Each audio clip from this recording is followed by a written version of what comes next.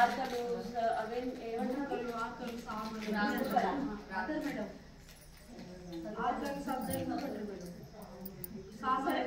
సామలు ఆర్కలు తర్వాత కొర్రలు జొన్నలు ఊదలు ఇలాంటివన్నీ ఎంతటి రోజులలో ఉండే.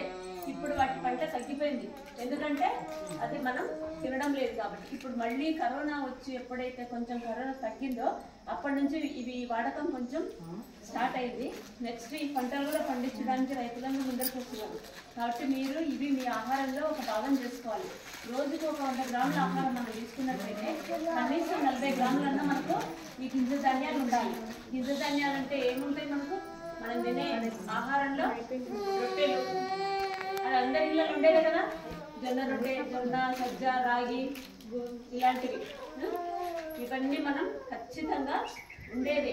కాబట్టి జొన్నలు మన ఆహారంలో ఒక భాగం చేసుకోవాలి. నువ్వు ఏ రకంగా దాన్ని తీసుకుంటావు? రొట్టె రూపకంగా తింటావా, లేకపోతే జొన్న సంకటి చేస్తావా, లేకపోతే జొన్న రవ్వ చేసి ఉప్మాలాగా చేసుకుంటావా? ఏ రకంగా అయినా సరే జొన్న అనేది మన ఆహారంలో ఒక భాగం, ఒక పూట తినాలి. నువ్వు ఉదయము బ్రేక్ఫాస్ట్లో ఉదయం టిఫిన్లు తింటాం కదా అందరూ, ఆ టైంలో తింటావా? నువ్వు ఏ రూపకంగా తిన్నా ఆ టైంలో తింటావా, లేదు రాత్రి సమయంలో తింటావా, లేదు 4 గంటల సమయంలో నీవు తీసుకుంటావా? ఆహారానికి మనం భోజనానికంటే ముందు కానీ వెనుక కానీ దాన్ని ఒకసారి మనం ఒక భాగం చేసుకున్నట్లయితే ఈ గింజ ధాన్యాల వాడకం కూడా మనకు ఎక్కువవుతుంది. తర్వాత మనం ఆరోగ్యంగా ఉండడానికి అవకాశం ఉంటుంది. గర్భిణీ స్త్రీలు కూడా మెల్లగా ఇవి అలవాటు చేయండి. వాళ్ళు ఏం తినొచ్చు? సజ్జలు తింటారు అమ్మ గర్భిణీలు? మీరే చెప్పాలా ఊర్లో మీ ఇళ్ళల్లో? సజ్జలు తింటారు, జొన్నలు తింటారు.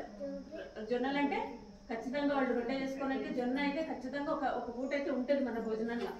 ఉదయం ఉండొచ్చు లేదా రాత్రి ఉండొచ్చు, ఒక పూట అయితే రొట్టె అనేది ఉంటుంది. తర్వాత రాగులు ఏం చేస్తారు? రాగులతో మనం జావ చేసుకొని, అది కూడా ఈ ఎండాకాలం ఇంకా దాని వాడకం ఎక్కువైపోయింది కదా, అది కూడా ఏ టైంలోనైనా ఈ టైంలో రాగి జావ తినొచ్చు.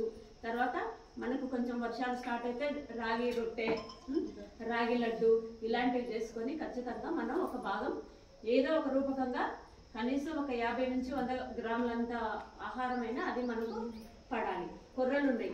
ఇప్పుడు కొర్రలను కూడా మన ఆహారంలో ఎలా వాడుకుంటాం? మనం వంట చేసుకుంటున్నప్పుడు, మన అన్నం చేసుకుంటున్నప్పుడు ఒక గ్లాస్ అన్నం బియ్యం పోసినప్పుడు దాంట్లో ఒక పావు గ్లాస్ కొర్రలేసి కూడా మనం వంట చేసుకోవచ్చు.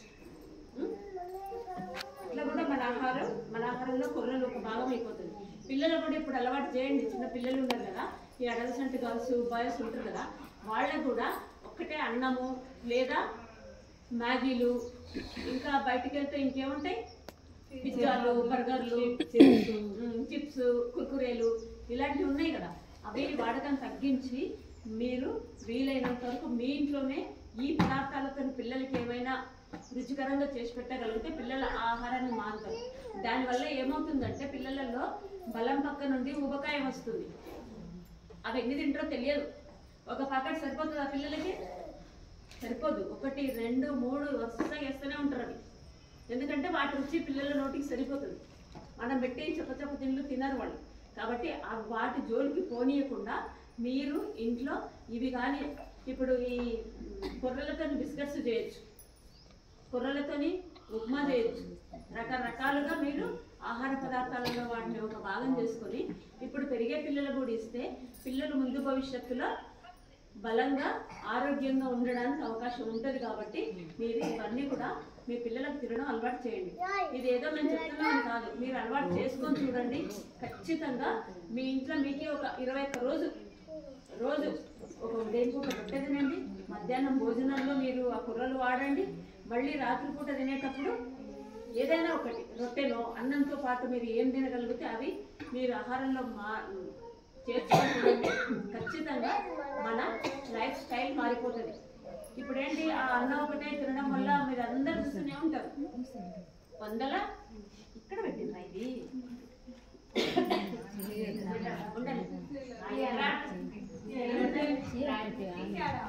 ఇప్పుడు అందరికి ఏమొస్తున్నాయో బీపీలు,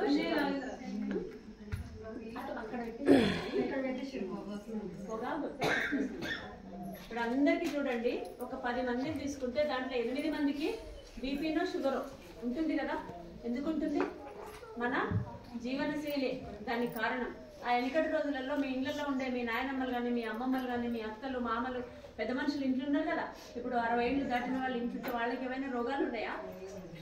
ఇప్పటి వాతావరణాన్ని బట్టి, ఇప్పటి తిండిని బట్టి ఇప్పుడు కొంచెం వాళ్ళు సిక్ అవుతున్నారు. కానీ వాళ్ళ ఏజ్లో వాళ్ళకి ఇలాంటి రోగాలు ఏం లేవు. వాళ్ళు ఏం తిన్నారు? రొట్టెలు, అంబలి, సంకట్టి, తర్వాత పువ్వులు, ఇలాంటివే కదా వాళ్ళు బాగా తిన్నారు. ఈ మన బియ్యంతో అన్నం తినేది ఏదో ఒక పూట తినేవాళ్ళే. అట్లా వాళ్ళు తిన్నారు కాబట్టి వాళ్ళకి ఏ బీపీలు లేవు, షుగర్ లేవు. ఇప్పుడు చూడండి 12-15 ఏళ్ళ పిల్లలు కూడా షుగర్లు, బీపీలు. షుగర్లకు, బీపీలకు ఏజ్ అనేది లేనే లేదు ఈ కాలంలో. ఎవరికంటే వాళ్ళకి వస్తుంది. తర్వాత చిన్న చిన్న పిల్లలు కూడా హార్ట్ అటాక్లతో పోతున్నారు. నేను రోజు పేపర్ చూస్తే మనకు ఆశ్చర్యం అనిపిస్తుంది. అబ్బాయి ఇంత చిన్న పిల్లలు కూడా ఇట్లా హార్ట్ అటాక్ వస్తున్నాయా అని. ఏంటంటే మన జీవన శైలిలో చాలా మార్పులు వచ్చినాయి కాబట్టి శ్రమ కోరుస్తుండ్రు. ఎవరన్నా కొంచెం పని చేసేవారికి అలసిపోతారు. అదే మీరు నడవడం నేర్చుకొని చిన్న చిన్న ఎక్సర్సైజులు పిల్లలకు నేర్పించాలి. ఇవన్నీ నేర్పించినప్పుడు వాళ్ళ యొక్క జీవనశైలి మొత్తం మారిపోతుంది. అప్పుడు పిల్లలు ఆరోగ్యంగా ఉంటారు. రేపొద్దున ఎలాంటి రోగాలు వచ్చినా కూడా తట్టుకునే శక్తి పిల్లలకు ఉంటుంది. ఇప్పటి నుంచి మనం పిల్లల మీద శ్రద్ధ పెట్టకపోతే పిల్లలు ఏమవుతారు? బరువు, వయసుకు తగ్గినంత బరువు పెరగరు. వాళ్ళ ఎత్తుకు, వాళ్ళ వయసుకు తగినంత బరువు పెరగకపోయేసరికి ఏమవుతారంటే పిల్లలు ఆటోమేటిక్గా బక్కగా అయిపోతారు. బక్కగా అయితే ఏమవుతుంది? ఏదో ఒకటి